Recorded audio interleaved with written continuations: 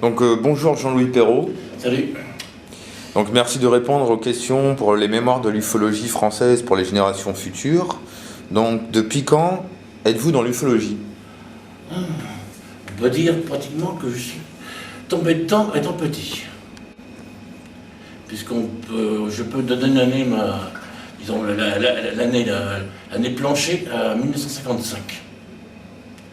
C'est-à-dire quelques mois après la grande vague de 54, enfin de l'automne 54, disons à peu près août-décembre de 54.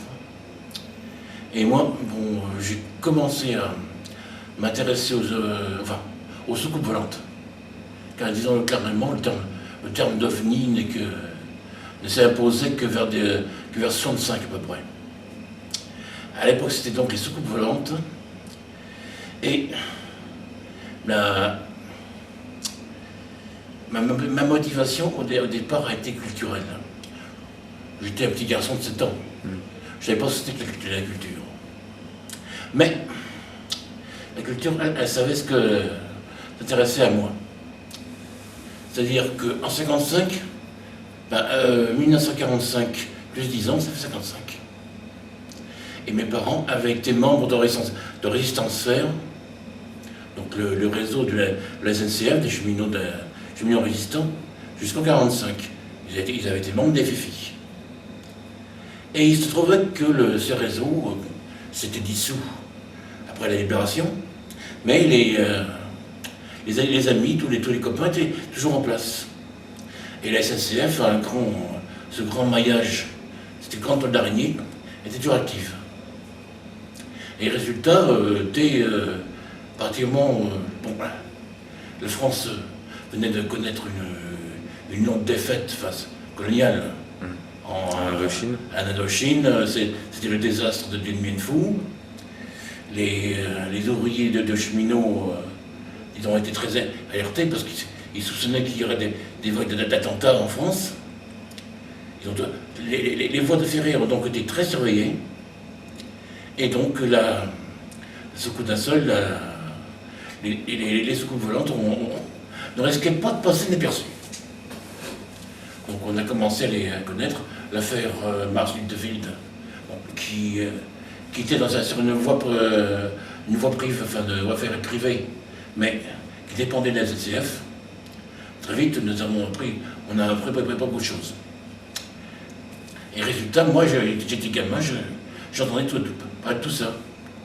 J'étais un peu comme Platon qui écoute Solon parler de l'Atlantide. Il est là, recroquevillé dans le salon, à écouter les adultes parler. Et j'écoutais. Et il n'y a pas de doute, mon père aussi avait été informé de l'affaire de Villacoublay, de l'aérodrome, car plusieurs de ses copains étaient des copains de régiment, donc des années 1930, où il avait travaillé avec eux à la base aéronavale de Cazaux. Il avait là aussi gardé des contacts. Et donc, il a pu savoir que l'affaire était déjà très, très, très importante, très sérieuse. Et les premiers radars aussi, les premiers enregistrements, étaient arrivés également. Donc, dès le départ, j'avais rien vu, on n'a rien observé, mais j'ai sacrément levé la tête vers les étoiles. Et dès le départ, pratiquement, j'ai fait la même conclusion que tout le monde, c'était les Martiens. Enfin, on disait Mars parce que c'était la planète la plus proche de la nôtre. Et pratiquement, l'hypothèse d'une origine terrestre, disons qu'il fallait beaucoup se forcer. Il fallait vraiment, on la faisait, mais uniquement par acquis de conscience. Mais tout le monde a compris très vite que la théorie des ovnis exigeait de considérer le ciel. Du coup, tout un tas de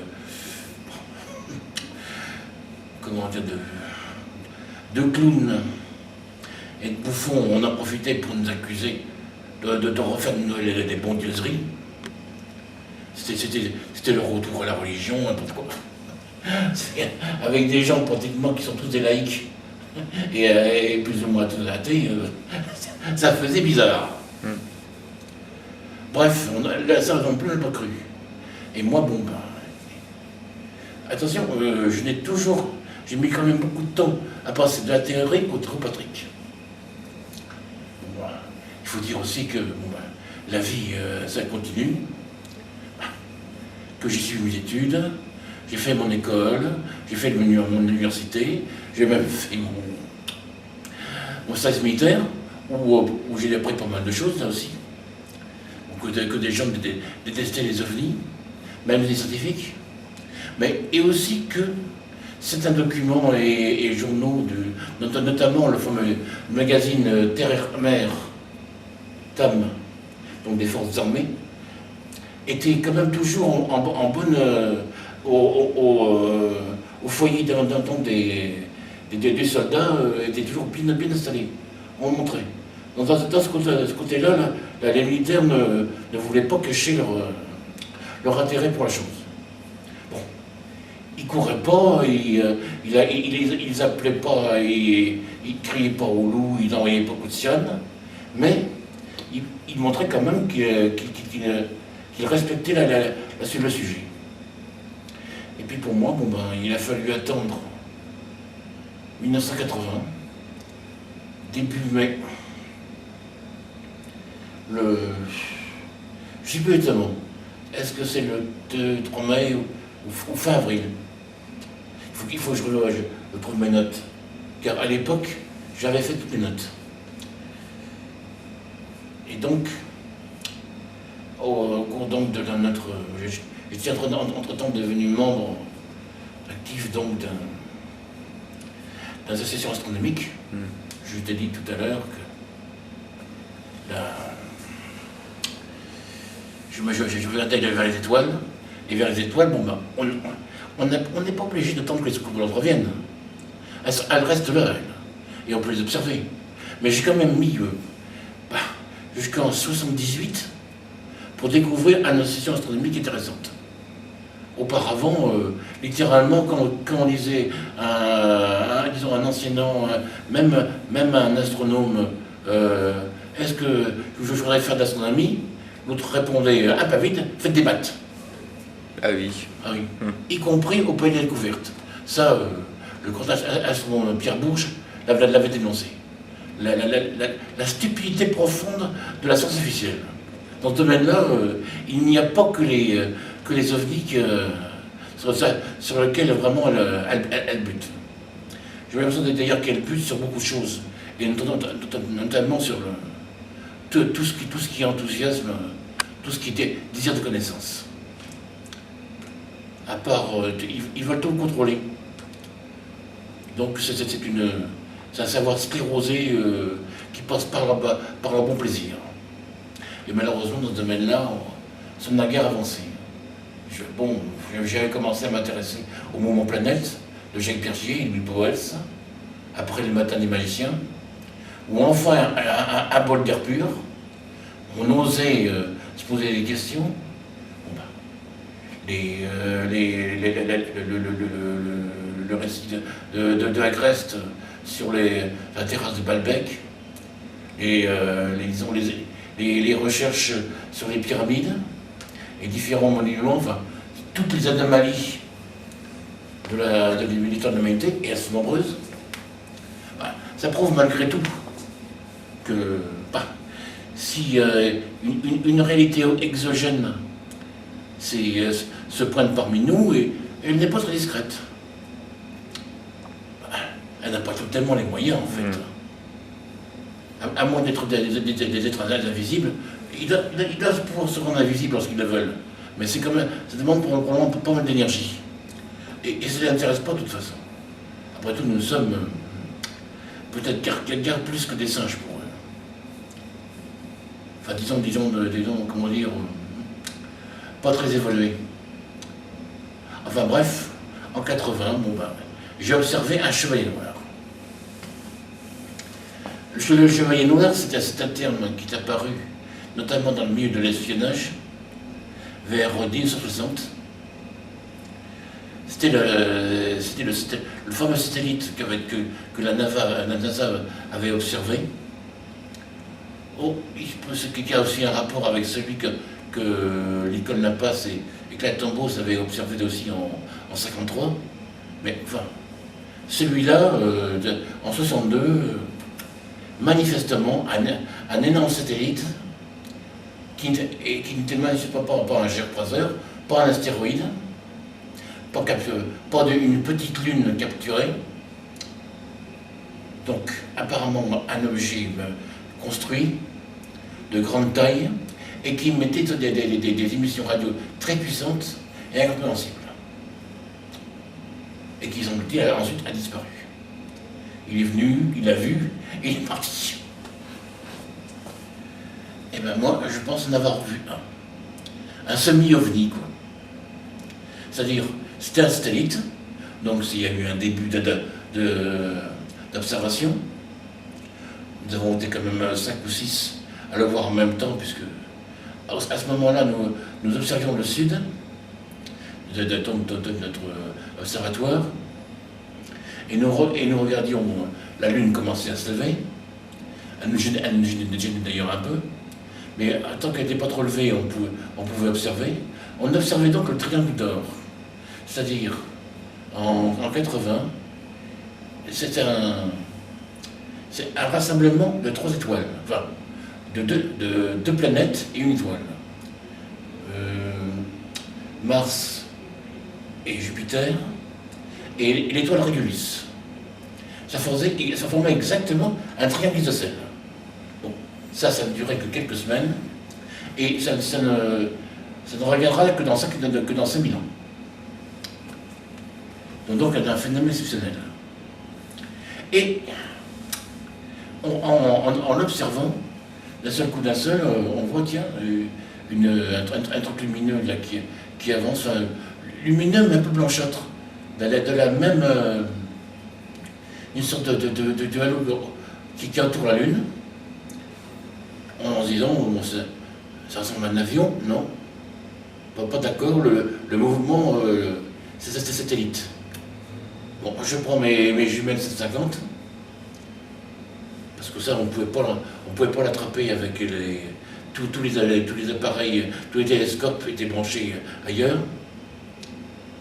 Et je regarde, en me disant, bon, un satellite, il faut savoir une chose, quand un satellite, quand tu mets des jumelles dessus, c'est la lumière multipliée par la grosseur, et on ne voit rien d'autre. Là, j'ai vu un magnifique fuseau avec une sorte de mât dessus, comme un bateau. Un mât, disons, par rapport sur un bateau, ce serait, disons, le mât goélette. C'est-à-dire non, pas goélette, le beaupré de l'avant. Alors ça, bon, j'avais constaté ça aussi autrement, parce que, regardez, ils se sont dit, mais c'est pas possible, hein, c'est quoi ça, hein? Bon, il y avait un problème. À cette époque-là, nous négocions avec le Conseil général de l'Aube pour avoir la construction d'un observatoire, et nous ne tenions pas exactement à nous retrouver avec des gros titres genre Association astronomique des ovnis. Donc c'est ce qui a tout bloqué. Mais moi ça m'a... Enfin, j'ai quand même observé pendant environ 2 minutes, c'est-à-dire la durée normale d'un satellite lorsqu'il passe hors du contour de la Terre. Bon, ben, rien de très très normal, mais il allait lentement. Or, plus un satellite est lent, plus il est haut. Et donc j'ai donc pu calculer, à vue de nez, sans calculer que ce soit, où il était. Et le problème, c'est que je le voyais un magnifique fuseau. C'est tout, je voyais la coque. Alors, j'aimerais savoir quelle est la taille qu'on verrait la tour Eiffel depuis, disons, 800 km d'altitude. il devait être à peu près sur l'orbite d'une heure, environ. C'est-à-dire déjà une orbite haute. Les orbites des stations spatiales que nous avons sont des orbites basses. À 400 km, c'est très bas. Là, c'est déjà une orbite haute, c'est-à-dire à l'intérieur des barrières de radiation de Van Allen. Et bon, ensuite, il est passé, et j'ai attendu pendant 1 heure, 2 heures, qu'il repasse. Il n'est jamais revenu. De choses l'une, où il s'est posé quelque part, où il est reparti. Moi, personnellement, ma conclusion, j'ai vu un vaisseau interstellaire qui arrivait, qui se freinait vers la Terre, donc qui était en voie rétrograde. Ah oui, je voulais te dire, il suivait la même voie que la Lune. C'est-à-dire qu'il était en vol rétrograde. Les satellites passent d'ouest en est. Oui, logiquement. À cause de la rotation de la Terre. Là, il passait dans l'autre sens. Il se freinait. Aucun satellite ne fait ça. On ne peut pas tenir en orbite. Ça, ceux qui ont essayé de faire l'expérience, ben, ils n'ont pas recommencé. Et bilan.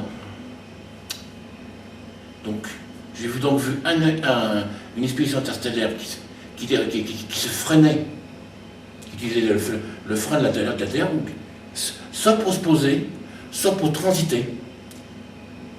C'est-à-dire pour descendre vers les orbites rétrogrades, c'est-à-dire Vénus, Mercure et Soleil, bien sûr. 2 ans plus tard, j'ai lu le roman de Arthur Clarke, Rendez-vous avec Rama, en me disant, tiens, j'ai vu quelque chose d'assez approchant. Dans Rendez-vous avec Rama, qui se passe au XXIe siècle, bon, les hommes disposent d'une navette spatiale qui leur permet de rejoindre l'engin, qui leur permet donc, pendant quelques jours, de l'examiner de près. Là, bon, après, ça, il n'était pas question. Du coup, c'est assez extraordinaire, hein, la sensation que tu as après. Tu te dis, bon sang, mais vraiment, les travaux pratiques, d'un seul coup, étaient payés. Avant, tu connaissais les ovnis, mais théoriquement, d'un seul coup, ils sont là. Ils sont venus, ils sont même repartis. Parce que je suis quasiment certain que c'était un engin qui n'a fait que passer. Et tout, il a utilisé notre système solaire pour se freiner, pour aller à la station-service, près du Soleil, reprendre un peu d'essence, et repartir. Et là, comme nous sommes quasiment à la frontière de la galaxie, je ne sais pas, vers le sud, peut-être est-il allé vers Sirius ou Alpha Centaure, qui n'est pas très loin. Possible. Ce sont ces expériences-là qui étaient déterminantes pour moi. Ensuite, bon, le reste s'est greffé. Et j'ai, disons, accumulé des informations en sachant ce que j'avais vu. Bon, beaucoup d'ufologues travaillent un peu, disons, de façon très théorique. Moi, j'ai pas besoin. Moi, je suis au courant. J'ai un point d'ancrage. Un peu comme les mecs qui ont vécu l'affaire Roswell. Eux, ils ont eu un point de départ. Enfin, tout témoin d'OVNI sait qu'il a un point de départ. Par contre, tout ufologue évitera de trop en parler. Car on peut lui l'accuser à ce moment-là, bah oui, c'est normal, vous voyez des ovnis partout.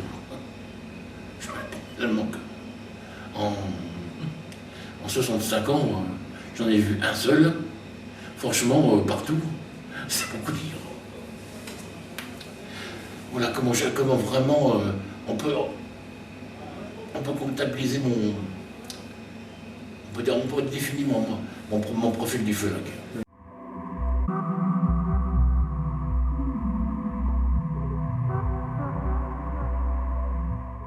Quel a été ton parcours en ufologie? Dans quelles associations as-tu adhéré? Ou après ton club ou ton association d'astronomie? Pas après, pendant. Hmm. Ça, bon, moi, c'est disons peut-être pas très... je suis un peu atypique. J'ai toujours fait de l'astronomie et de l'ufologie en même temps. Ça, il faut peut-être cela de le compléter. Je suis ufologue disons par communauté. Je me définis davantage comme xénologue. C'est-à-dire le terme que les romans de Jimmy Gueux enfin, les romans de science-fiction des années 50 avaient popularisé. C'est-à-dire étude de tout ce qui est étranger. Étranger, étrange. Le jeu de mots est peut-être fait aussi. Xénos, logos. Et donc, pour moi, la xénologie, donc l'ufologie, c'est un peu ces principes. Moi, j'ai toujours été passionné par l'astronautique.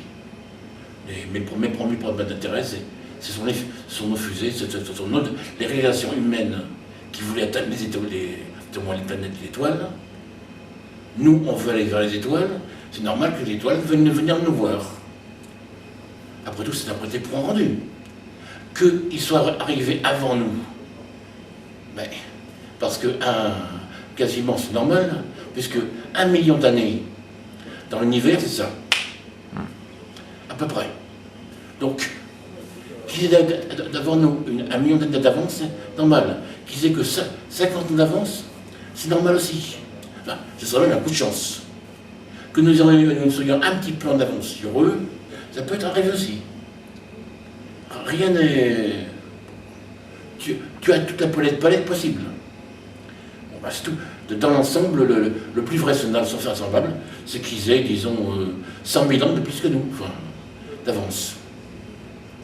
D'ailleurs, je me rappelle une de mes premières, comment dire, un petit dessin dans un des fascicules d'astronomie que j'ai lorsque j'étais gamin. Pas le premier, le second. Le premier c'était astronomique pour garçons et filles. Le second, je ne sais plus comment, j'ai oublié le titre. On voit, disons, la modification des constellations selon dans le temps. Et là, on montre, bon, ben, c'est donc la Grande Ourse, qui mène à l'étoile polaire. Et on voit un fils, enfin, deux hommes, vu manifestement un père et son fils, en scaphandre. Bon, ben, on voit que leur tête qui dépasse, hein, donc. Et l'homme, l'aîné, désigne à son fils la constellation. Là, le gamin doit avoir un ado de peut-être une dizaine d'années. Et il se trouve à l'intérieur, enfin, je ne sais pas quoi, d'un avion, d'une fusée. Enfin, il voit donc la constellation de la Grande Ourse à travers un hublot. Et dessous, la légende du dessin, telle que la Grande Ourse, telle que nous verrons nos descendants dans 100 000 ans. Lorsque j'ai vu ce dessin-là, j'ai éprouvé une sorte de... Parfois, tu te sens interpellé par quelque chose. Et les mecs qui disaient que Dieu leur parlait. Ben moi, je n'ai pas de sportif qui me parlait. J'ai vu ce dessin. Ce dessin me dit... Hitler disait qu'il voulait créer un empire de 1000 ans. Moi, je me dis, tiens, je me sens concerné pour les 100 000 ans de l'histoire humaine qui vont venir. C'est tout à fait... c'est une métaphore. Mais... Donc, voilà tel que c'est venu. Je pense qu'il fallait compléter ça. Alors maintenant, pour revenir à ta question, donc j'appartiens à la 3AF Mais c'est tout récent, quelques mois. Parce que j'ai fini quand même par sauter donc appartenir à un club d'astronautique. Donc je n'avais pas trouvé chaussures à mon pied pendant toutes ces années. Juste des associations astronomiques, qui d'ailleurs, mon expérience a tourné, disons, de manière un peu satisfaisante, puisque j'étais amené à quitter l'association. J'étais sur le secrétaire général, bon, c'est tout. L'évolution m'a déplu. Donc déçu, j'ai fini par prendre mes distances. Par contre, je me suis toujours rapproché des sciences ufologiques. Enfin, là aussi, des hauts et des bas. Alors bon, j'ai commencé à m'intéresser aux associations de ma ville, c'est de là où j'habitais à l'époque, Troyes. J'habite toujours d'ailleurs.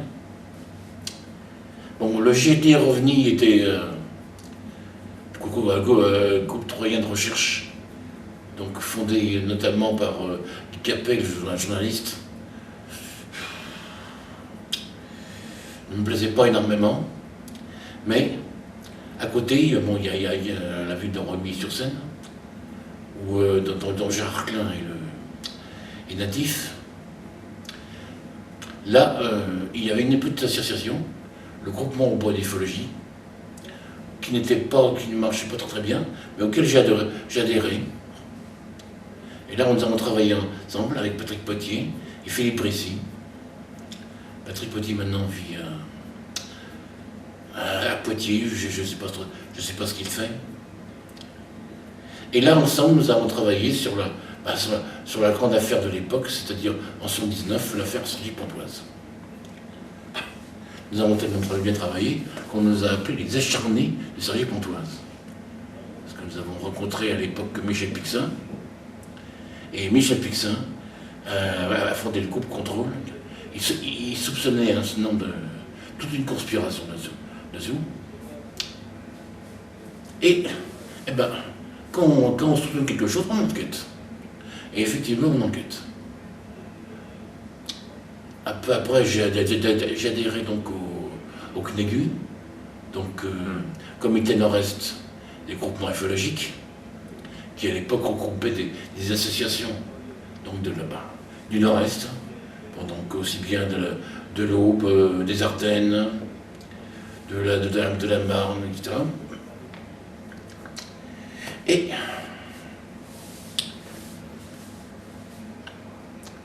nous avons donc pu développer nos recherches grâce à eux. Au CNEGU, notre compte rendu sur l'affaire de Cergy-Pontoise, ça fait passer une nuit blanche. Tellement ça. Il y avait beaucoup à découvrir. Pratiquement, nous avons tout trouvé. Enfin, le document contrôle qu'il montre pratiquement a atteint quasiment toutes les solutions. Sauf un témoignage que personnellement j'estime un peu fabriqué. Donc ce que je n'adhère pas. Tout le reste, ça va. Ensuite, j'ai commencé donc à travailler avec le CNEGU. Le GO et le CNEGU, enfin, le GO, malheureusement, je me suis retrouvé tellement tout seul. Et président, il m'avait bombardé de président. Mais bon, le groupement d'ufologie, je suis toujours son président, vu qu'il n'a jamais été dissous. Il peut renaître quand on veut. Actuellement, nous avons fondé OVNI Champagne, c'est-à-dire un petit groupe de travail. Il y a Ludovic Chapier dedans. Il y a Ludovic Chapier au OVNI Champagne, non? Ah non, pas encore. Il est pas? Non, mais je voudrais bien. Enfin, il habite à Troyes. Je suis. Il semble bien qu'il me donne un peu signe de vie aussi. Non, mais justement, difficile apparemment d'avoir des Troyens. Plusieurs Troyens semblaient vouloir nous rejoindre, et puis pour le moment, enfin, c'est pas facile apparemment. Nous ne sommes que 5-6, et ils ont des années à nous organiser. Entre-temps, il y a eu l'affaire du CNEGU qui est un peu longue, enfin, difficile, l'affaire Godard dont je te parlais. C'est-à-dire que on allait donc fonder OVNI Champagne, ce qui donc, pour avoir disons, une position plus importante dans le CNEGU, et donc on avait proposé une enquête pour marquer le coup. Et on a cherché une ancienne enquête de l'année 64, l'affaire de l'Obressel, qui a lieu dans l'Aube, à disons 20 km environ de Troyes. Là, l'histoire, Gérard Lebar en avait fait un dessin, un tonneau qui décolle devant un timbriste. C'est-à-dire, Gérald de Gâteau, un matin, va rejoindre son cousin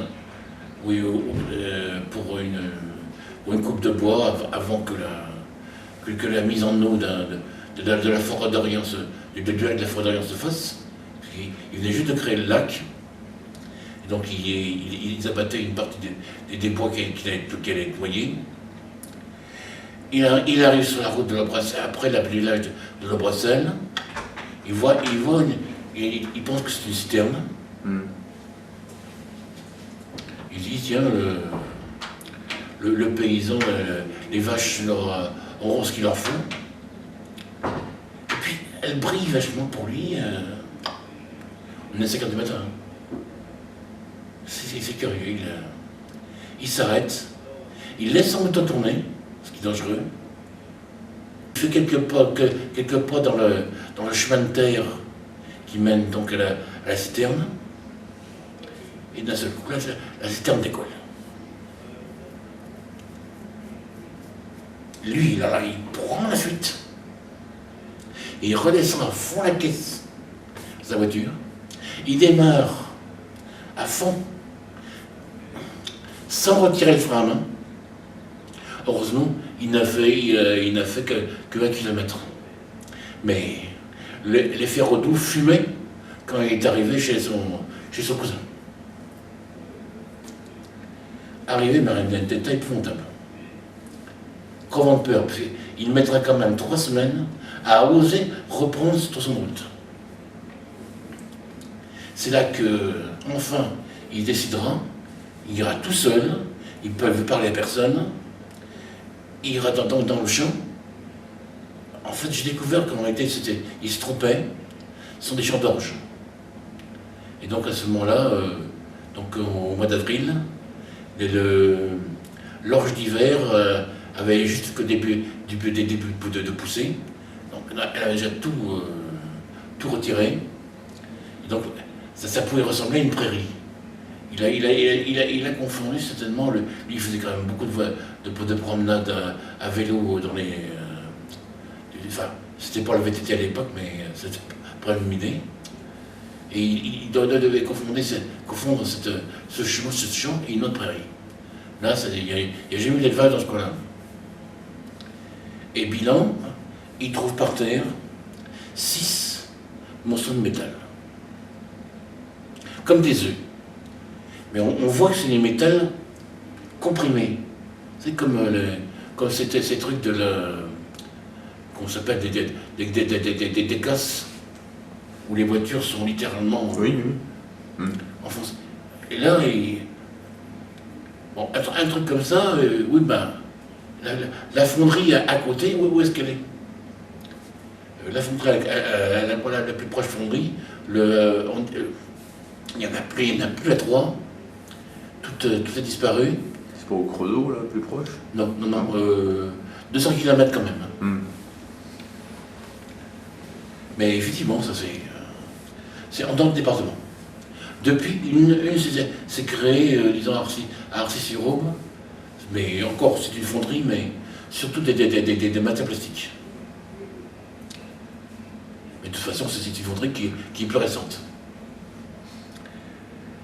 Alors là, lui-même, Gérald, pendant des années, il ne parle pas. Lorsqu'il en parle à sa femme, elle lui va te coucher. Bref. Et un jour, il rencontre le GTR OVNI handicapé, et Gérard Lebas. Et Gérard Lebas, bon, bah, lui fait un article, enfin, même une enquête, et un article sur lui. L'article paraîtra dans les extraterrestres. Et vraiment, ils ont...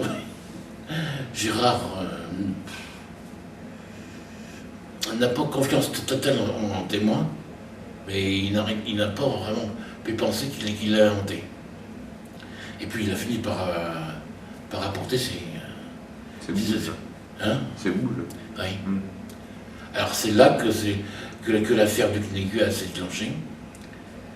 Il a confié 5 de ses boules à un handicapé, qui les aurait confiés au GEPAN, et les gens les GEPAN, ben, il les a jetés. Ça, j'en ai la preuve. Grâce à une série de courriers que j'ai faites au CNES. Intéressant d'ailleurs, au conseil, disons 4, 5 ou 6 courriers, jamais le nom du CEPRA ou de Velasco n'apparaît. Visiblement, ils ne le connaissent pas. Pourtant, manifestement, c'était un objet qui était planté d'aussi OVNI. Il aurait pu dire, bah, vous n'avez qu'à voir ça avec Velasco. Jamais. À l'époque, ce n'était peut-être pas Velasco, c'était GEPAN, c'était l'Esterne.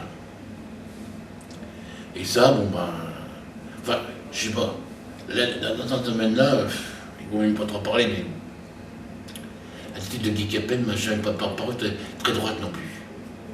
Il y avait quand même 6 objets, enfin 5, puisqu'il apportait que 5, et lui en a gardé un secrètement. Et celui le 1, ben, il me l'a confié. Il me l'a confié, enfin, pour que nous fassions donc une enquête et nous le présentions au CNEGU. Le CNEGU 50. Ah ben ça, c'est... Comment dire, c'était un CNEGU mémorable. Hélas, j'avais fait des invitations, et sur recommandation, j'avais invité M. Huguenot. Oh, c'est un très beau parleur, hein, à Bonesco. À une époque, il aurait pris la session de Guilux. Ça, c'était vraiment un bon animateur, comme Lucien Jeunesse dans la Julie 1000 francs. Mais en fait, le monsieur, ben c'est tout, a fait signer en douce, parce qu'il est revenu ensuite. Oh, il nous a offert le restaurant et tout. Ben, moi, je voulais faire une convention avec les témoins, et donc, j'ai encore ces documents. Hein. Et cette convention, moi, j'étais d'accord pour la garder et tout. Mais lui, pendant ce temps-là, au même moment, faisait signer un autre document qui lui confiait à lui, lui seul, la seule enquête, en exclusivité.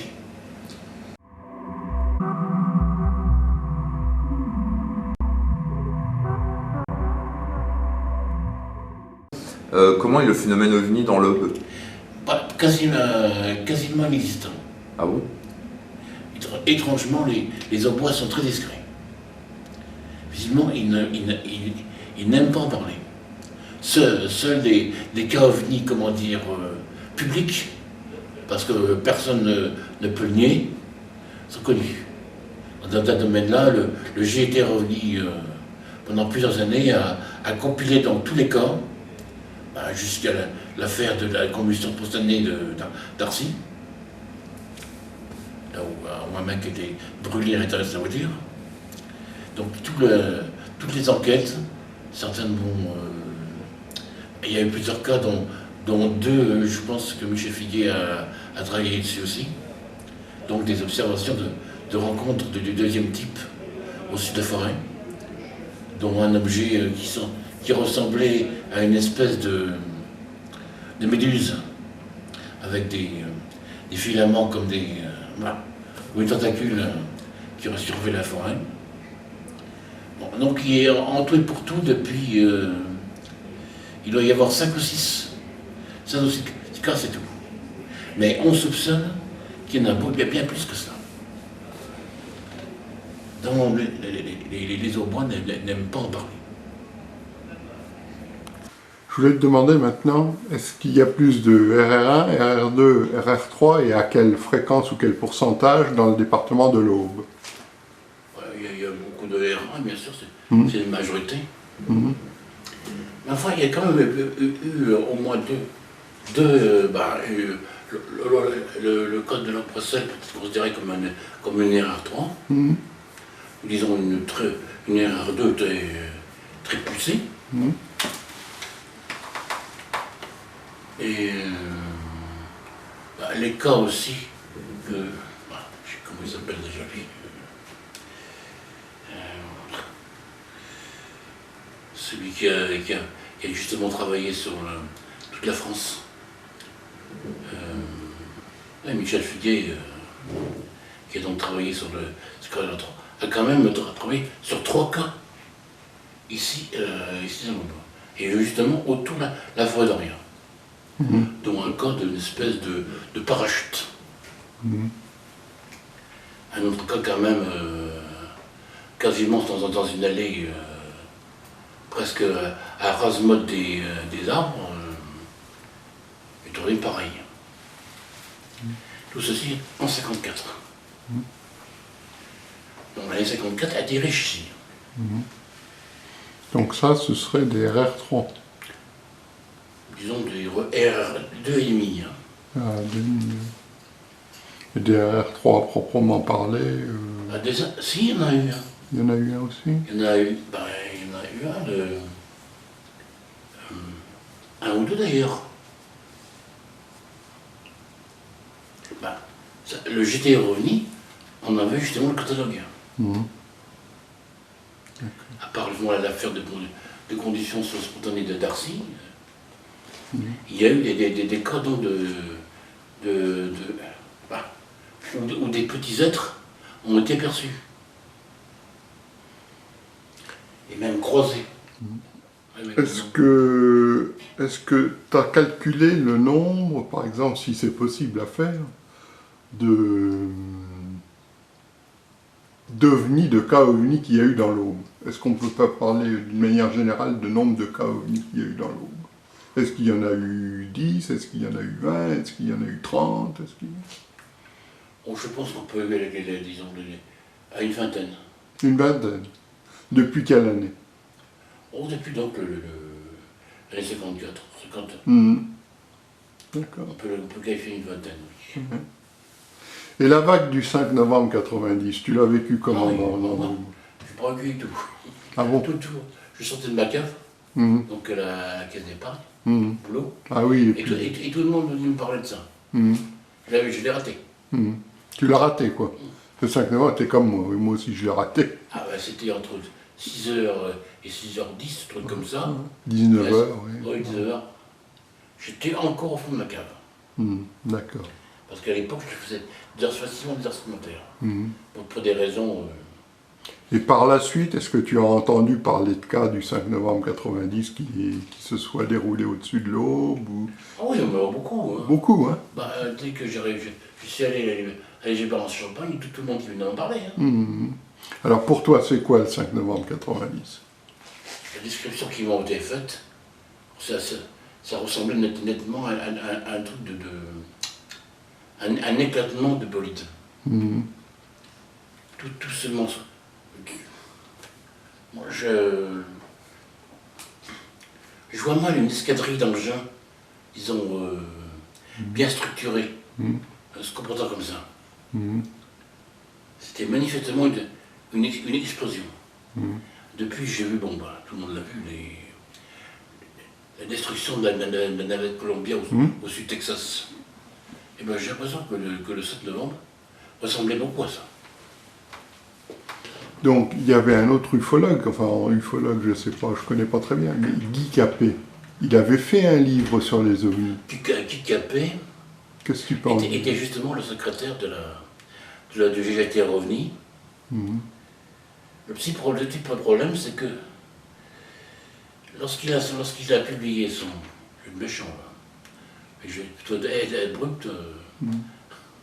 Dans les conditions absolument incroyables, c'est moi qui ai compris que les archives du GTR OVNI, enfin, les vraies archives sérieuses, c'est moi qui les avais. Ça n'a même été fourni. Je me disais, c'est pas possible qu'il y ait si peu de choses. Et c'est vrai qu'il y a un bon catalogue de cas. Mais il n'avait pratiquement pas pu vraiment développer. Et qui appelait, là, lorsqu'il a publié son truc, j'en sais plus que lui. Son bouquin, je peux le faire 2 ou 3 fois plus épais. Est-ce qu'il a écrit aussi dans d'autres livres sur, par exemple, l'histoire mystérieuse de l'aube ou des choses comme ça? Qu'est-ce qu'il a fait des comme articles livre? et des livres, mais pas sur... il a fait, je crois, un livre sur une toraille, un Picasso. Oui. Par contre, il faut... je crois qu'il a... Puis sur les mystères, tu sais pas s'il a écrit là-dessus, sur les mystères de l'aube ou de la forêt d'Orient ou des choses comme ça. Ça m'étonnerait. Ça t'étonnerait. Moi, je connais son livre sur justement les ovnis dans l'aube ou un truc comme ça. Je ne sais plus exactement le titre. Il avait présenté à Châlons-Champagne. Justement, c'est une grosse plaisanterie. Oui, il n'a pas renouvelé depuis d'autres livres sur le sujet ovni. Non, d'accord. Je sais qu'il avait écrit un livre, par exemple, il me semble, donc peut-être un truc ferroviaire, parce que apparemment il avait un public à ce niveau-là. Mais autrement, non.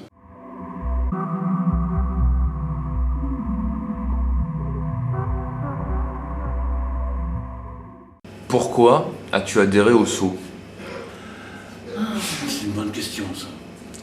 En fait, l'affaire de Huguenot m'avait amené à rompre avec le CNEGU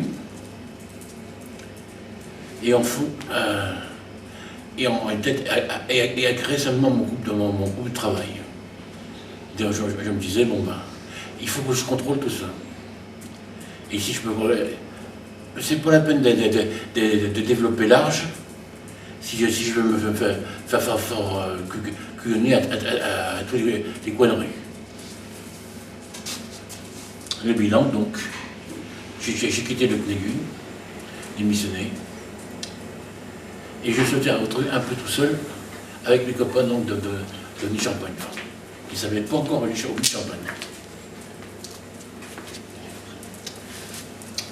Ensuite, donc j'ai appris donc que le Sceau se créait et le Sceau avait au moins l'avantage uniquement de rassembler les informations et de se mettre à disposition. Tu vas me dire que être simple bibliothécaire ou archiviste, c'est pas grand-chose, mais après tout, c'est ce que je faisais à mon boulot. Je suis comme mon point de caisse d'épargne depuis 1978, et je me suis retrouvé archiviste, c'est-à-dire relégué à la cave, dans des conditions que je pense que la ufologie n'a pas à savoir.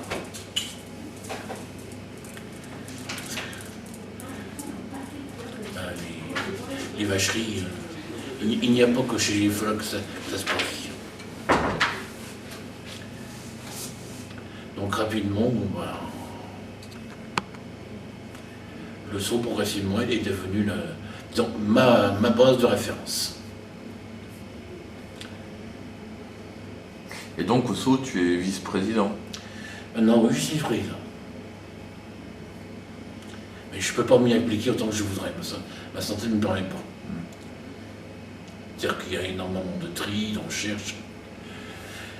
Ce qui me désole aussi, c'est que je n'arrive pas non plus à trouver une seule bibliothèque à Troyes, en agglomération,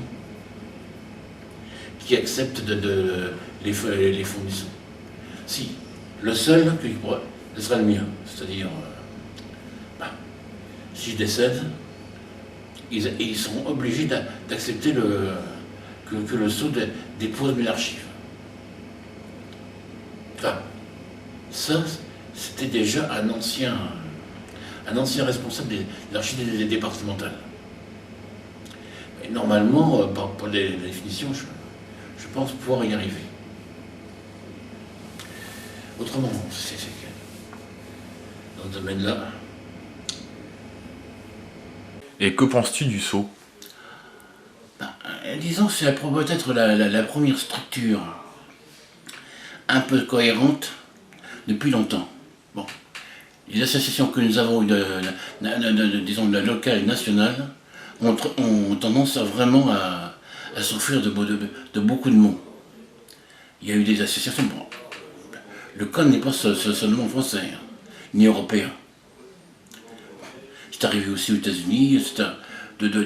Beaucoup de réseaux ont mis la clé sous la porte, sans véritable raison. C'est-à-dire qu'ils n'arrivaient vraiment plus à trouver, disons, des pistes de recherche. Ils avaient tendance à ronronner, sans arrêt à être sans arrêt sur les mêmes problèmes. Ils ne cherchaient plus. Bon. Il est vrai que nous n'avons pas vraiment avancé en ufologie, mais il ne faut quand même pas oublier que le mot ovni, non identifié, nous handicape beaucoup. Justement, en travaillant sur quelque chose qui n'est pas identifié. Que nous avons tendance à identifier selon certaines hypothèses. Notre hypothèse favorite, la théorie extraterrestre, n'est qu'une théorie. Bon, c'est notre péché mignon. Ben, ça, personne ne dira le contraire. Encore que d'ailleurs que certains ufologues disent que ce n'est pas leur hypothèse prioritaire. Moi, je veux bien les croire. C'est la mienne. Je pense que les hypothèses, par exemple, du voyage dans le temps ou d'univers parallèles ne sont que des sous-produits de cette hypothèse-là. Bon, principe numéro 1, par exemple, lorsqu'on a travaillé sur les cartes de Pérez, bon, l'idée d'une civilisation très importante avant les civilisations, par exemple dans notre évolution officielle, c'est-à-dire préhistoire, antiquité, histoire, Moyen-Âge, etc., c'est bien lisse, bien tout. On se dit, il y a l'Atlantide, enfin l'Atlantide est différente. Ce sont des casse-pieds, des anomalies. Et on se demandait qu'est-ce que ça peut. Où est-ce qu'on pourrait trouver des preuves? Bon, fondamentalement, on n'a pas vraiment, on n'a trouvé que des indices. Mais sans vraiment rien tenir. Cependant, on a continué à chercher. Et donc, ce sont des pistes qui continuent à être tout doucement, et pratiquement chaque fois qu'il y a une découverte est faite, on soupçonne de. L'idée, par exemple, c'est que, enfin, je me rappelle que c'était dans le cas de Pérez que ça s'est passé. Un général d'aviation avait déclaré, mais c'est une civilisation plus ancienne, autochtone? Pas d'accord. Où sont les mines? Où sont les usines? Où sont toutes les proches? Où sont leurs villes? On ne trouve pas. Bon, ils ont pu installer des bases, mais peut-être tout simplement, ils sont venus et sont restés dans l'espace, en n'envoyant seulement que des délégations. Ensuite, bon, bah, ils sont partis. Ils ont pu faire ça des dizaines de fois. Donc, l'hypothèse extraterrestre reste que tout de même, je pense, légèrement favorite par rapport aux autres. Il y a un phénomène d'extérieur. Nous ne sommes après tout qu'un petit point de l'infini. Un tout petit point. Et je pense que ça, l'ufologie, c'est peut-être le premier instrument pour vraiment le comprendre. Voilà, je pense que tu comprends un peu l'idée générale.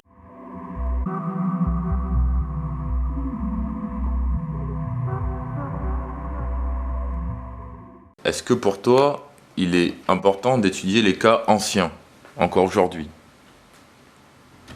L'ufologie est un tout. Et pratiquement,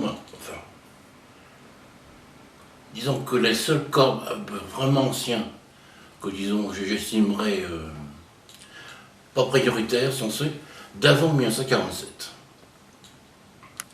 C'est-à-dire avant que la prise de conscience soit venue dans la population. Avant, on savait confusément qu'il y avait un phénomène, mais ça n'intéressait personne. Même pendant la Seconde Guerre mondiale, alors que tout le monde était plus ou moins au courant qu'il y avait quelqu'un au balcon pour voir un peu les insectes humains s'étriper entre eux, pratiquement personne, ça n'intéressait personne. En 1947, d'un seul coup, c'est ce qu'on appelle, Jacques Attali appelle un saut quantique, une conscience, un paquet disons, intellectuel a éclaté dans notre petite tête, comme font parfois les cracks financiers. On peut aussi imaginer aussi une sorte d'éclatement de l'esprit et d'ouverture. Bon, ça aurait pu se faire dans le mauvais sens, ça se fait dans le bon sens. Et bon, quelques années plus tard, au bout de 10 ans, une deuxième prise de conscience, et ce qu'on a appelé la ligne éditoriale de l'étrange, c'est-à-dire ce qui était généré par le Matin des magiciens et le Mouvement Planète, qui est du magazine, pendant 20 ans a quand même l'intelligence, disons, un peu délurée et française aussi, a vraiment manipulé et disons, reconstruit entièrement le paradigme. D'un seul coup, il faut constater aussi que Berger et Powell avaient compris que la connaissance souffrait beaucoup. Lorsqu'on l'avait, disons, pas mal édulcoré pendant la période des Lumières, aussi des Lumières, on a jeté pas mal de bébés avec l'eau du bain. Et tout ce qui, disons, la connaissance ésotérique qui avait été, disons, plus ou moins cachée pour des raisons politiques ou culturelles, et qui ensuite a été tout dégagé, il fallait bien un jour ou l'autre qu'on le reprenne. Et bon, pratiquement c'est ce qui s'est passé pendant la seconde moitié du XXe siècle. Une reprise.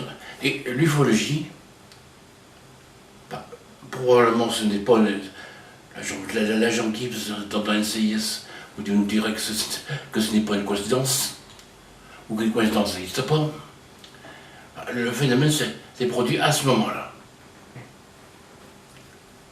Par conséquent, j'estime que jusqu'à 1947, toutes les cas ovnis peuvent être considérés comme prioritaires. Tous méritent une deuxième étude, voire une troisième étude sincère. Pratiquement, nous n'avons pas grande...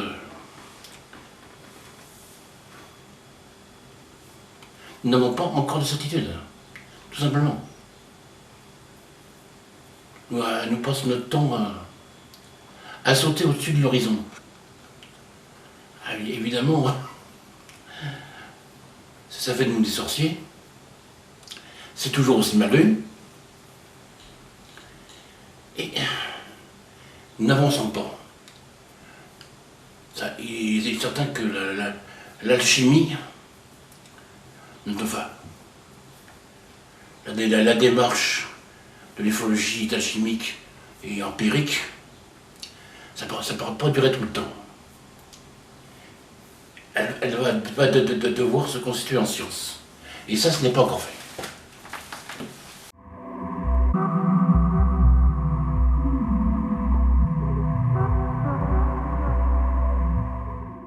Comment était l'étude des ovnis dans les années 80 en France? Après Cergy-Pontoise, parce que ça a été quand même... C'était assez costaud, oui. ça a été la fin de l'âge d'or. C'est-à-dire qu'après Cergy-Pontoise, les associations, on pensait vraiment que les services officiels, les autorités, allaient se saisir enfin du sujet. Le GEPAN s'était créé. Disons qu'il y a eu une désaffection du public pour les ovnis. Ils se sont dit, enfin, l'affaire était close. Et donc on allait voir, les informations allaient venir. Et puis malheureusement, on a des comme Seran qui n'ont rien vu venir. Et à part donc très rapidement, les associations ont commencé à disparaître, ou tout au moins à se réduire. Quand on s'est aperçu qu'on se faisait rouler, il était bien tardif. Et ça, il faut dire aussi que l'ufologie n'avait pas pu offrir toute la part de rêve. Il y a des espoirs un peu magiques avaient été fondés sur les ovnis et rien ne venait. Donc il y a eu un phénomène de désaffection de deux côtés. Donc, est-ce que, d'après toi, suite à Cergy-Pontoise, l'ufologie a régressé? Elle a pris un sacré coup, oui, il n'y a pas de doute. Manifestement, Cergy-Pontoise a été peut-être pas monté, mais en tout cas exploité pour avoir la peau de l'ufologie. Si tu regardes d'ailleurs, tu découvriras que peu avant Cergy-Pontoise, l'affaire de la sphère de Roswell est justement sortie. Et on peut se demander si, en réalité, même mieux, quelques jours avant l'affaire de Cergy-Pontoise, une autre affaire a eu lieu près de Toulouse. Donc quasiment à 2 pas du GEPAN. Là, c'était les gendarmes qui travaillaient sur le sujet. De même, l'affaire Christine, si je me souviens bien. Et cette affaire a été littéralement étouffée. Tout de suite. Ils ont le GEPAN a préféré donc se déplacer à Paris, au lieu de travailler sur place, ce qui aurait été le plus logique. De plus, comment se dit que le GEPAN n'est pas répercuté les recherches américaines, alors que depuis des années, on était leur suite. Pratiquement, au départ, le phénomène OVNI, c'est un phénomène des USA. Enfin, où les Américains sont prioritaires, sont la locomotive. Ça, les premiers ovnis ne sont pas venus forcément aux États-Unis, puisque les premiers ovnis, les brachilites, c'est comment ça s'appelle, les astronomes amateurs donc de la Société astronomique de France qui les a notés vers 1890. Ils ont pas les météorites lents, donc c'est Clément Flammarion qui les a comptabilisés. Nous avons là, disons, les premiers rapports ovnis historiques. Et c'était la science qui travaillait sur le sujet. Il n'y a eu aucun débordement, sauf peut-être si la guerre des mondes de H.G. Wells, oui, qui parut justement en 1900. C'est à se demander d'ailleurs si ces brachilites et la guerre des mondes, si les canons martiens, le dossier des canons martiens, puisque depuis 1880 à peu près, la science avait étalé ses désaccords et ses divergences sur un peu public. Elle avait pris le public à témoin. Et déjà, les injures volaient bord. Ça, il n'y avait pas de doute. Pas triste, l'époque. Ça, les grands savants désintéressés et tout, et on l'a qu'à châtier. Hein. Le vernis, ils s'en va vite. Et donc, pendant quasiment 20 ans, bon, ben, ça a fermenté dans l'esprit, dans la population. Puis, les branchieliques sont à de Lyon, justement, sont arrivés. Et H.G. Wells a peut-être, comment dire, cristallisé ces deux données pour en écrire son roman, qui a effectivement été un des monuments de la littérature. Non seulement sans fiction, mais tout court. Parce que quasiment c'est un livre philosophique aussi, où on s'interroge vraiment sur le devenir de l'humanité. Et quasiment sur ces trois à distance. Ça, il suffit de relire ce livre tout à la fin. Pratiquement, nous sommes donc en 1900, enfin, il publie en 1900, et dans les derniers voyages, il annonce que la science martienne, enfin les épaves martiennes sont exploitées donc par les savants, et ils vont trouver le moyen de voler. Mais tu sais qu'en réalité, 3 ans plus tôt, le fameux Newcomb, un savant considérable, avait démontré que le plus en colère était impossible. Mine de rien, il a fait reculer la science de 9 ans.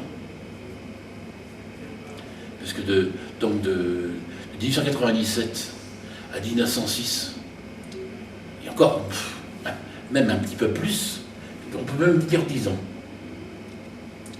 Puisque même lorsque les frères Wright se sont envolés avec la Flyer, les scientifiques, tout au moins en France, prétendaient à dire que c'est une fumisterie.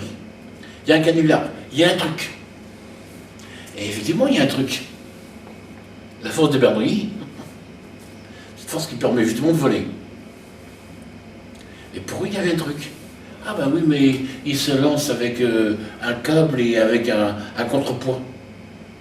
Bien sûr. Ce contrepoids permet à l'avion d'être lancé comme une sorte de catapulte. Et d'un seul, donc l'hélice provoque ainsi, instantanément, l'avion déjà est plus léger, et l'hélice lui permet de voler.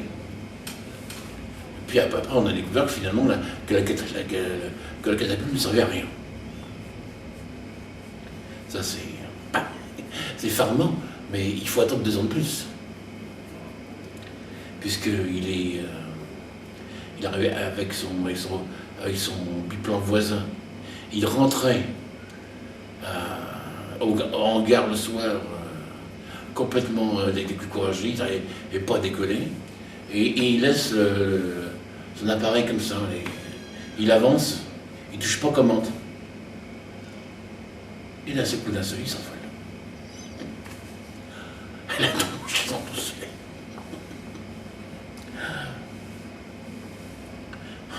50 mètres dans un instant. Boum. Comment il a fait? Je n'ai pas touché aux commandes. Voilà le secret. Il cabrait l'engin avant pour monter. Alors qu'au contraire, il faut cabrer après. Tu cabres une fois que pour irriguer le flux, avec les volets. Au départ, il faut seulement avancer. L'écoulement de l'air se fait sur les plans avec une vitesse un peu plus grande en dessus qu'en dessous. et la tête un peu plus grande, provoque un appel d'air, un aspirateur qui te fait monter. C'est la force de Bernoulli. L'aéronautique, comme l'astronautique d'ailleurs, comme les ufologies maintenant, et comme toutes les recherches un peu marginales, un peu exotiques, a toujours été mal vu. Ça, quand tu te mets à faire des recherches en épistémologie, disons histoire des sciences, c'est pas tout à fait ça, mais bon, histoire et philosophie, tu vas faire découvrir des Himalayas d'obstacles, de choses-trappes, de vacheries. Comment on se fait? La science n'est pas un long fleuve tranquille. C'est tout ce qu'on veut sauf ça. Et des savants qui ont terminé, des chercheurs ridiculisés, tu en as à la pelle. Beaucoup plus que de... Enfin, les chercheurs qui ne sont pas ridiculisés, c'est qu'ils n'ont rien trouvé. Ils n'ont fait qu'exploiter du travail des autres. Mais les novateurs n'ont que des emmerdes. Si au départ, il y a le concert de louange, enfin, c'est ou la levée de bouclier ou le concert de louange. Et le concert de louange est bien rare. Et attention, il peut être une chose trappe pour l'obstacle qui vient juste après. Comme dans une course d'obstacles à cheval. Ne vous moquez jamais de rien. Tout mérite d'être étudié.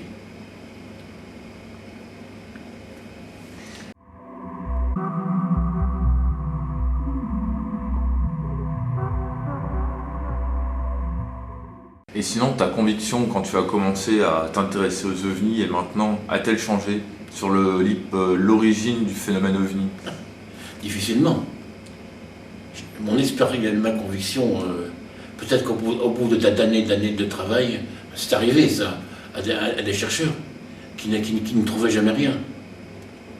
D'autres ne se sont pas découragés. Moi, je ne risque pas. Moi, j'ai fait des travaux pratiques. Ma conviction, attention, d'ailleurs, franchement, ça n'a jamais vraiment été une conviction. Je ne suis pas un homme de conviction. Moi, je suis justement on me dira...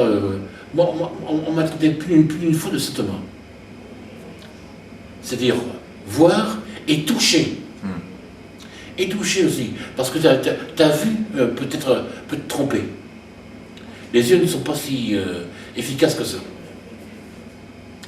Les mirages, c'est aussi... Mais, vous savez, des mirages, par exemple, dans le désert, tu vas voir des trains très anodins, tu sais bien, oui, tout de suite. Voir, par exemple, je sais pas moi, une pyramide ou un engin qui se pose, dur pour un mirage. Et tout, ça ne se déplace jamais. C'est toi qui te déplaces. Donc un mirage qui se déplace, tu peux dire c'est pas vrai.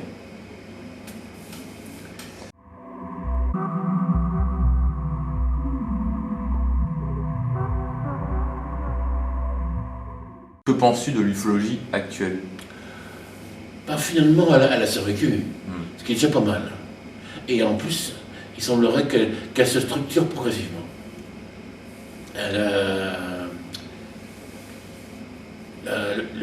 L'outil de communication qu'est Internet est sans pitié. Et dans ce domaine, au lieu de détruire la ufologie, il la bonifie. Donc j'estime qu'en fait, l'ufologie gagne ses galons de vraisemblance et de cohérence aussi. Et bon, je pense que la communauté ufologique va finir par exister. Bon, pour le moment, c'est vraiment des petits groupes parsemés un peu partout. Bon, les réseaux se sont disloqués après 80, comme je vous ai raconté. Bon, les coups de boutoir ont été terribles. Et Internet n'est arrivé qu'en 88-89. Et à travers Internet, justement, l'ufologie s'est reconstituée. Car il faut comme se dire gentiment, nous sommes un tout petit point dans l'univers, Et franchement, ce petit point, eh ben, il n'est pas seul. Quel conseil donnerais-tu aux futurs passionnés et ufologues? Oh, il n'y a pas de conseil. Suivez votre instinct. Réfléchissez. Comme disait Jean-Pierre Petit, pensez par vous-même, sinon on pensera pour vous. Dans ce domaine-là.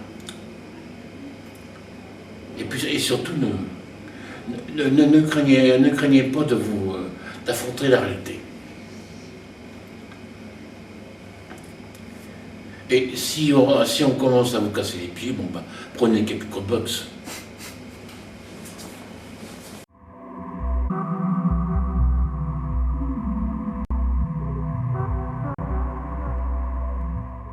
C'était, est-ce que pour toi il est intéressant d'étudier Oui. les liens entre la géographie et l'ufologie, c'est-à-dire les cartes géologiques, de faire des comparaisons avec les cas, etc. Géographie et ufologie, c'est simplement géophysique et astrophysique. Ce sont deux sciences que j'ai découvertes au moment de l'année géophysique nationale, c'est-à-dire entre 56 et 57. C'est donc un an et demi. Et je me suis, à l'époque, j'ai eu une véritable passion. C'est à cette époque, j'ai commencé à lire un livre de Werner von Braun, dont je ne connaissais pas la réputation à l'époque. Que je pense d'ailleurs qu'une partie de ce qu'on dit de lui est injuste. Mais bon, il disait clairement, il poussait la jeunesse à se diriger vers les méthodes astronautique, en disant, vous en avez au moins pour 20 ou 30 ans devant vous. Et j'ai une autre question, est-ce que tu penses qu'il y a un lien entre les observations d'OVNI et les failles géologiques? C'est probable. Tout simplement parce qu'une faille géologique et en fait des tremblements de terre, ce ne sont jamais que des grincements des gonds de porte qui grincent. Par conséquent, seulement il est normal que les ovnis doivent surveiller les grandes failles. D'abord pour conserver je ne dis pas les ovnis eux-mêmes d'ailleurs, probablement leurs satellites. Ils ont certainement placé un certain nombre de satellites autour de nos planètes, comme on en fait nous-mêmes, pour simplement la surveiller et travailler dessus. Il est probable aussi que s'ils ont installé des bases, ils l'ont installé au fond des mers. Enfin, c'est ce que je pense aussi. Je doute qu'ils aient pu s'installer sur la terre ferme sans disons, l'assentiment du gouvernement. Bon. C'est comme moi qu'en 75-76, au moment je sais plus exactement, oui, à peu près cette année-là, un jeune Lear, donc fils du grand du grand avionneur Robert Lear, qui était, d'abord agent de la CIA, mais également qui disposait de la totalité des brevets de pilotage d'avion.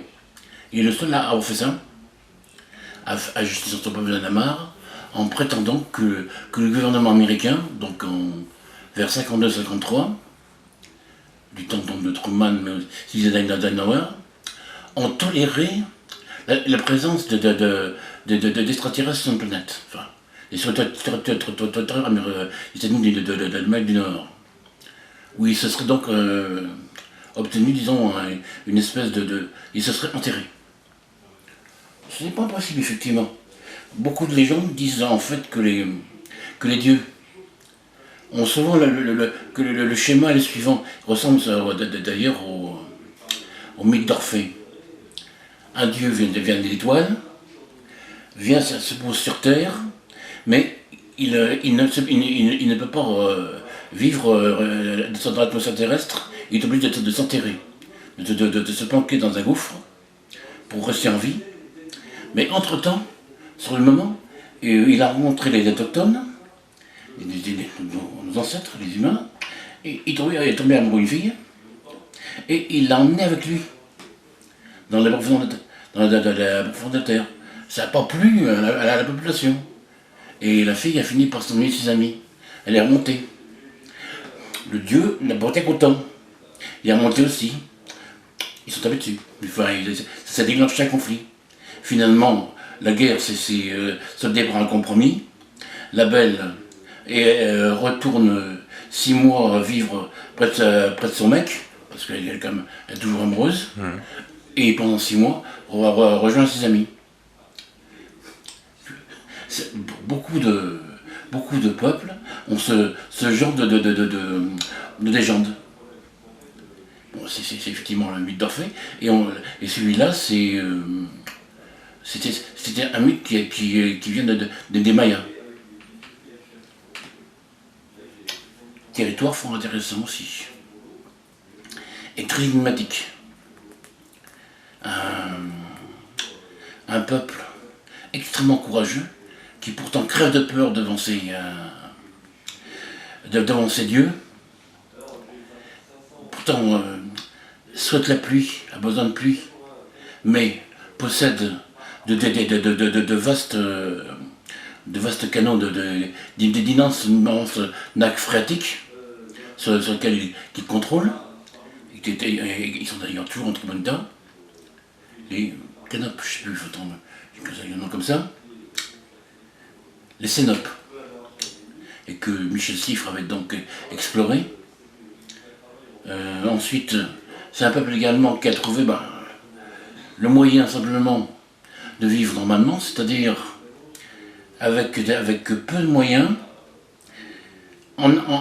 Simplement, ils peuvent vivre de l'agriculture par le système du brûlis, c'est-à-dire en brûlant une partie de la végétation. Cette végétation ensuite est régénérée et on peut la cultiver.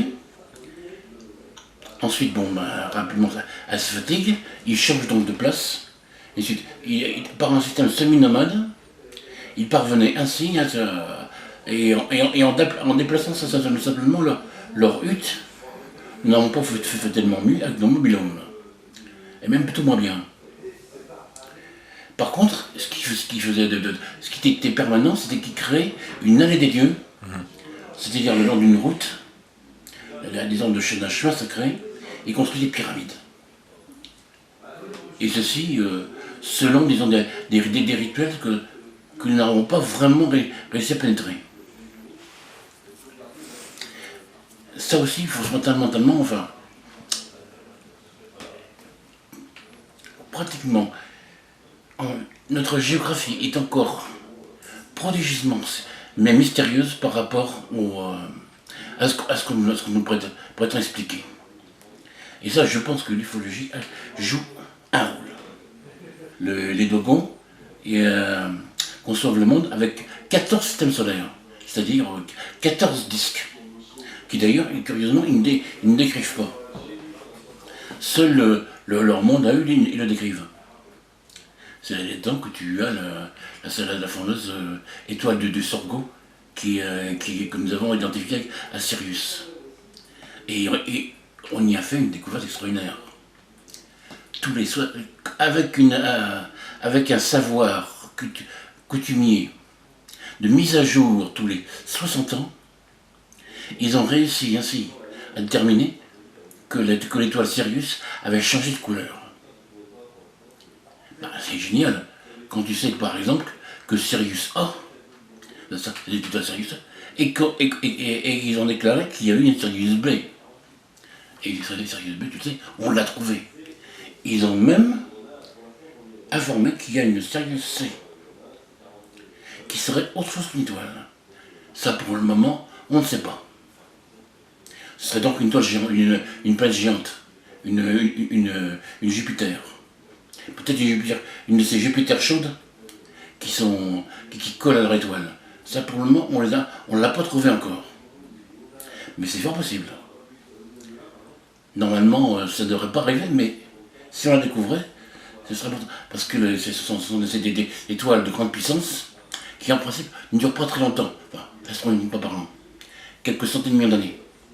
Elles s'allument, elles lâchent énormément d'énergie, de lumière, sont de vrais phares dans l'univers. Et qu'est-ce qu'on voit? Car nos étoiles normales sont plus petites et sont plus économes. montre va durer environ 10 000 années, 5 000 années encore. Enfin, on ne sera pas là. Mais elle va fonctionner correctement pendant cette époque-là.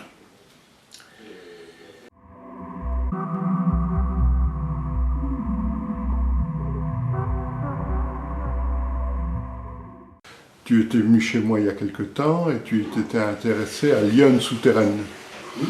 Alors, est-ce que tu t'es intéressé au même genre dans l'Aube? Bah non, pour une bonne et simple raison. Enfin si, j'ai dit non, parce que l'Aube, comme tu avais vu, n'a pas souterrain. C'est une couche d'argile. Ça c'est vraiment un coffre-fort.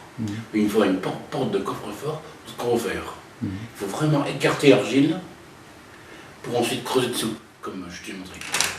Donc, la seule zone qui m'intéressait, je t'en ai parlé. Le tout, le reste, si, j'ai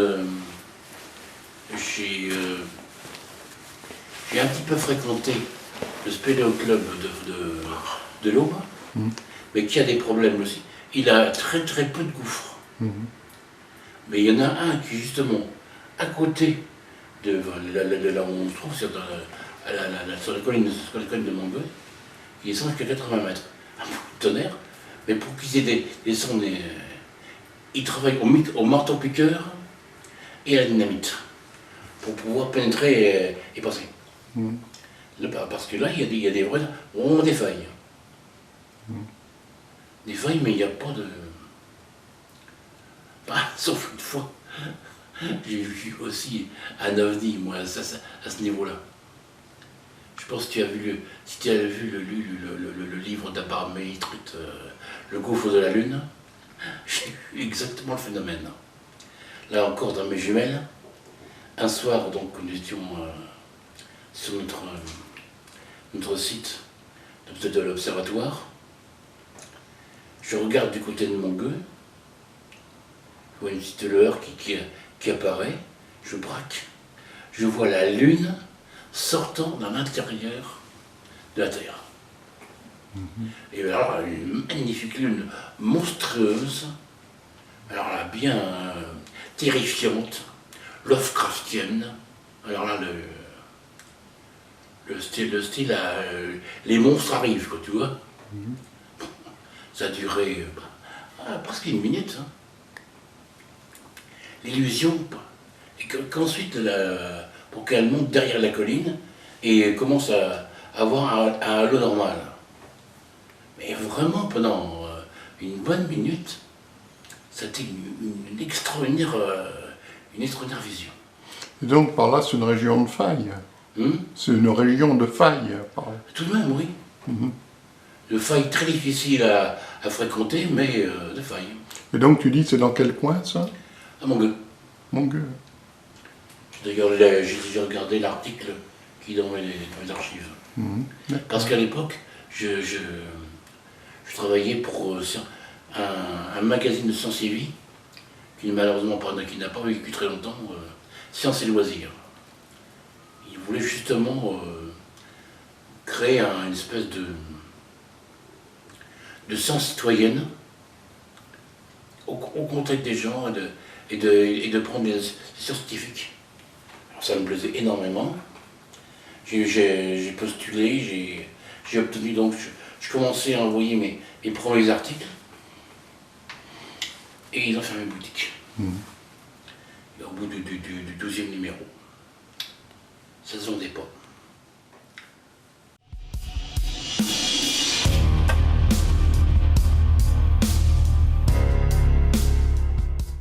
L'ufologie est un outil, un moyen une prise de conscience. Prise de conscience, et ils ont un système d'exploitation à cette prise de conscience. Excusez-moi, j'aurais dû dire xénologie. Oui. Oui. Ah, ça c'est différent. Mais je pense qu'elle se développera au fur et à mesure que l'astronautique va se développer. Actuellement, la technologie est en panne parce que ça, nous en avons pas parlé un peu. J'appartiens à une génération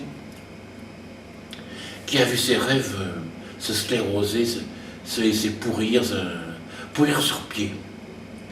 tout ce qu'on rêvait, bon, en 55-60, on disait en l'an 2000, nous serions tous habillés de plastique et nous habiterions les étoiles. Pour les habits de plastique, nous avons trouvé des substances bien meilleures. Qu'en pensent les frères Bogdanov. Habiter dans l'étoile, ben, on y habite dans l'étoile, au moins par l'esprit.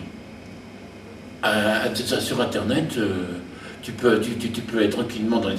Pratiquement, tu fréquentes le système solaire, tu peux te promener sur Mars. Nous habitons dans l'étoile. Par contre, nous ne sommes pas nous-mêmes.